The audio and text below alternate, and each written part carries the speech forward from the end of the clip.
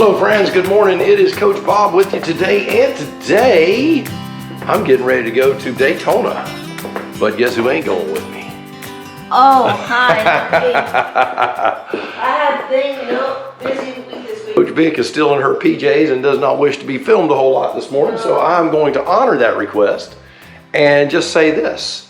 It is Saturday morning. It's about a little after 7 o'clock. Hope to be over in Biketoberfest by noonish, somewhere around there. Gonna go over there, spend the whole day, maybe part of the evening in Daytona.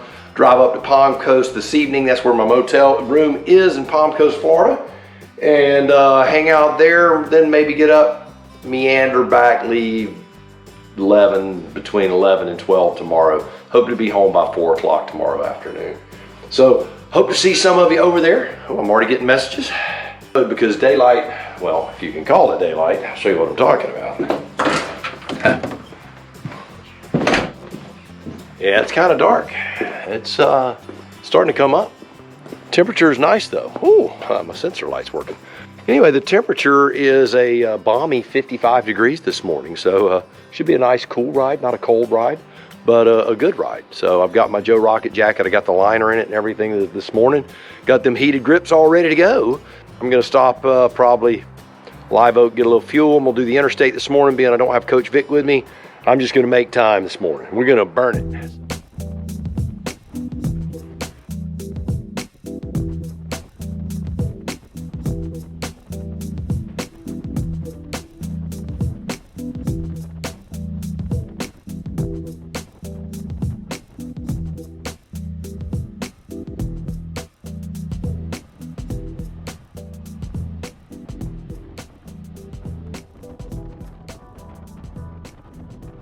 You know, as I grab I-10 and head on eastbound towards Jacksonville and later on towards Daytona, you know, it's kind of odd as I travel down this very recognizable road without my partner in crime, Coach Vic. She's back at the house and has a lot going on. We are preparing for our swim district meet, which is coming up very soon. She's wanting to get a few loose ends tied up with that, and she would have a lot more time to do it if she wasn't planning on going on a trip of her own. She's getting ready to head to the beautiful Southern California and San Diego, to be more specific, to visit our daughter-in-law and our son. They're having a little baby shower here in a week, and she is going over there to be a part of that, which means that a lot of loose ends have to be tied up before she goes. And normally I am her travel partner as well, which means that going through airports, getting on and off of airplanes, and all of the things that we do together due to her disability, I get to help with those things. And because I'm not going to be there because I'm having to stay back just in case there's a flight delay, we don't want to miss the district meet, all of those plans had to be changed. Our daughter and son-in-law are going to go with her on the airplane and make sure that she is all buttoned up and everything's perfect. She's ready to travel and ready to do her thing, and she is super excited about going to California and seeing the kid. Also, I want to take this opportunity to ask you to like, share, and subscribe to this channel. We do appreciate the growth and everything that's going on here, and we are just going to enjoy this little ride to Jacksonville this morning. Fall is in the air.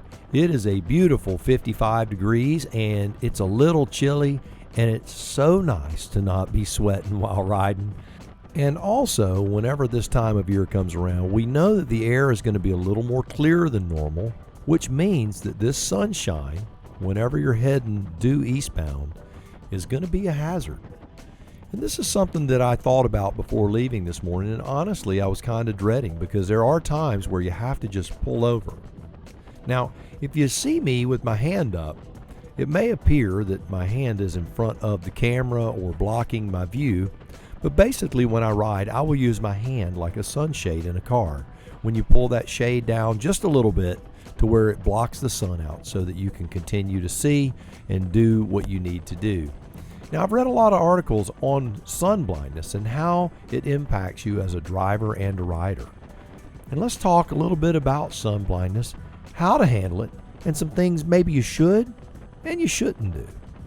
You know, oddly enough, a lot of times the things that you should do when experiencing this sort of thing can be a little counterproductive as well, because you've got to realize the first thing before you do anything, you have to realize this is affecting everybody else on the road as well, whether it's one of these big 18-wheelers or a small vehicle that might be following you, it's affecting them as well.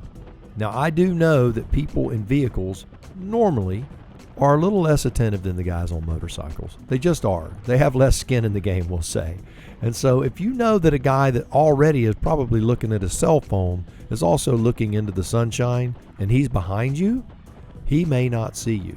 So if your vision is impeded dramatically, then it's always best to just pull over. And it really doesn't take long, 10 or 15 minutes, and the sun is normally moved enough to where it's not a real hazard. But understand you can slow down if you're not in a place that you're going to get run over. And like I said, pulling over is always a great option if it's really, really bad, because it does change quick. But what else can you do? Well, you can have quality sunglasses.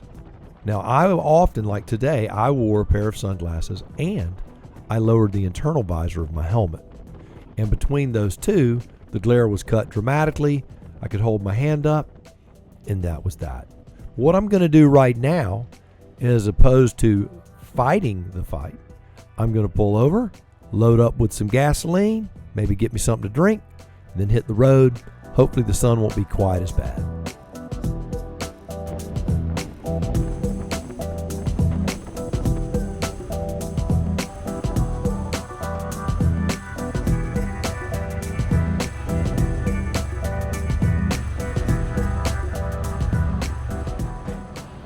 All right, so should be the one and only stop. It's awfully windy. Get you down here behind this thing. Awfully windy out here, but no worse for the wear. Still about 58 degrees. Next stop should be greater Daytona area, about 150 miles down the road.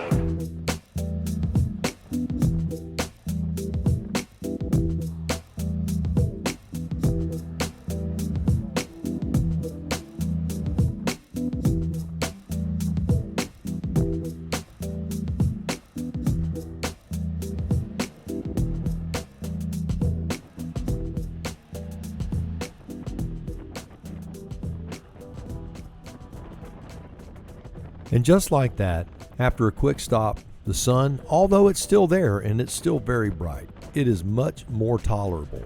At this point, the sun's high enough in the sky that just the lip of the top of my helmet provides enough protection of my eyes that it's not really a burden for me to ride.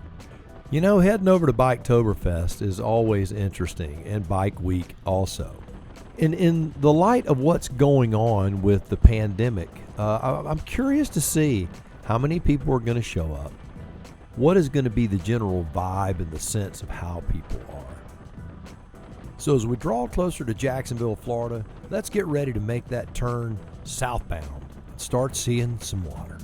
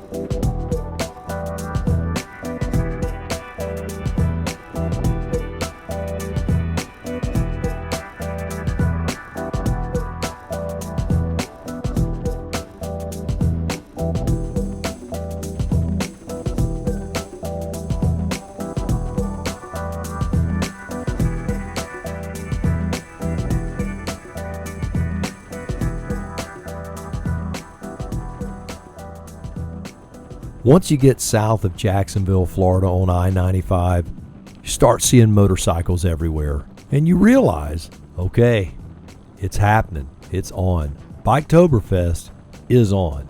And people are going to be there. Next stop, Bruce Rossmeyer, Harley-Davidson.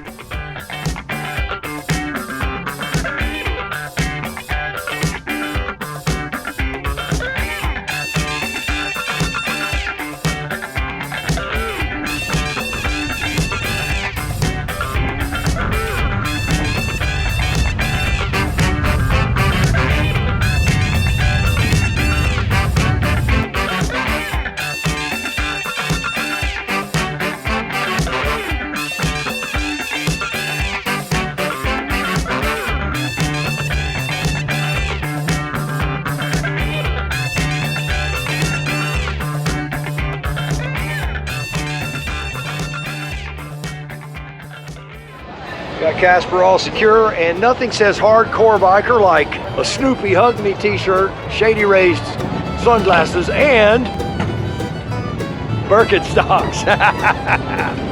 Yeah, I blend right in. Let's check out this bad ride here though. That's sweetness right there. I love it. That's Woodstock, right? Yeah, that's right. On the other side. I wear nothing but Snoopy shirts all the time. He's even got it all over his helmet. Man after my own heart right there. I want to tell you that Biketoberfest may not be what it normally was, and I can't say for that because, you know, I don't know what numbers and dollars and all that, you know, for a city is. That said, this place is packed, man. It is packed. Got a little Spyder over there. Got him a fancy seat. Fold-in armrest. Those look nice. Like the rack. There's a ton of folks here, a ton of bikes here. Very cool.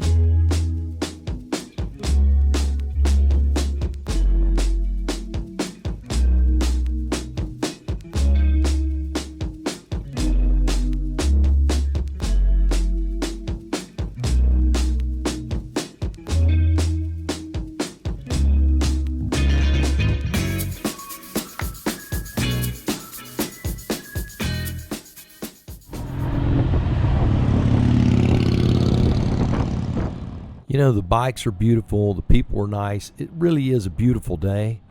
But one of the things that I think we are prone to do when we come to these types of events is forget to ride.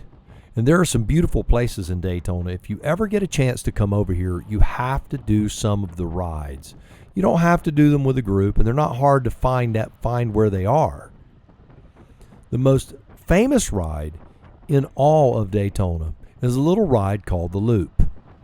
Now, the Loop in and of itself is not in Daytona Beach. It's actually in Ormond Beach. It runs along the Halifax River and by Tomoka State Park. It really is a beautiful stretch of road. It's canopy trees, palmetto bushes, salt marshes, that sort of thing.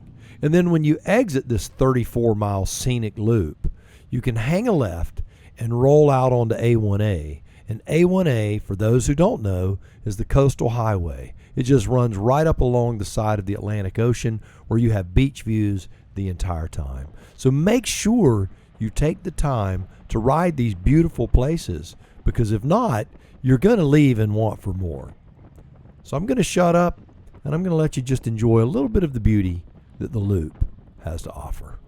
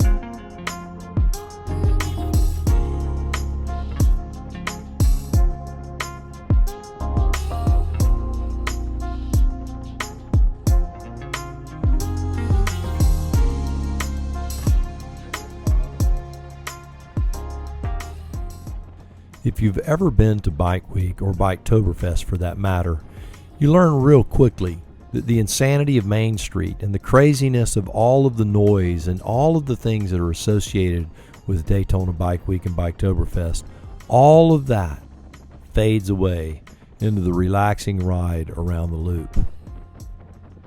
You know, the Loop is a very special ride. It's one that I've done on a lot of different motorcycles and with a lot of different people. It's rich in history, rich in culture. It is absolutely beautiful, and the memories that I have built on this little stretch of road will last me for a lifetime. I am grateful that this road is here and that many have ridden it before me, and when I'm long gone, many will continue to ride it. I hope you've enjoyed the Loop as much as I have. Now, let's finish it up and take a little look at the Atlantic Ocean.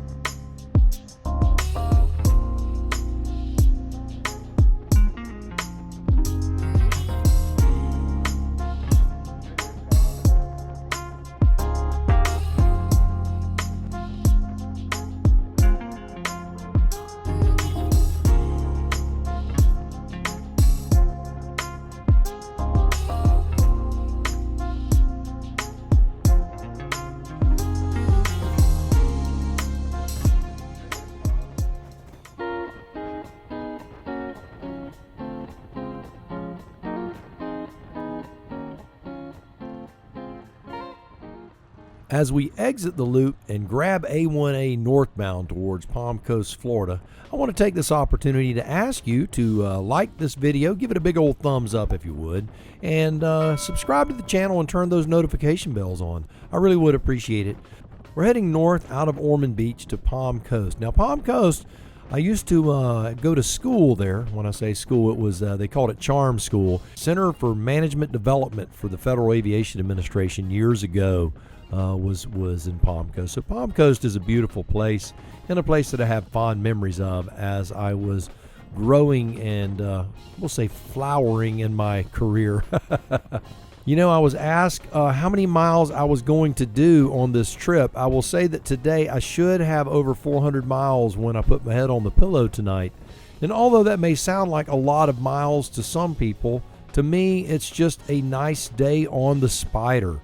I've talked to many people over here that are dumbfounded when they ask how many miles I have ridden on this thing, and they are like, man, how do you put in so many miles? And I will say, it's easy. Buy a Spyder and you'll know what I'm talking about.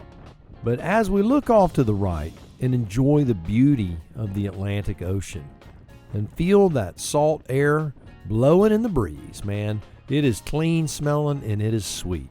This is a rider's episode. If you like riding, you're going to love this episode. If you're a rider and you love scenery, man, there is plenty to do and plenty to see in Daytona. So make sure you get down here for an event of any kind, whether it's Trike Fest, Biketoberfest, Bike Week, you name it, get on down here. Well, next week's episode, we're going to make some new friends, share some meals, and do some riding. But until then, I want you to do me a favor. Go out, buy the motorcycle of your dreams. Eat right, take care of yourself, and remember, if you're not having fun, you're doing it wrong. Now, you go seize the day, and we'll talk to you soon.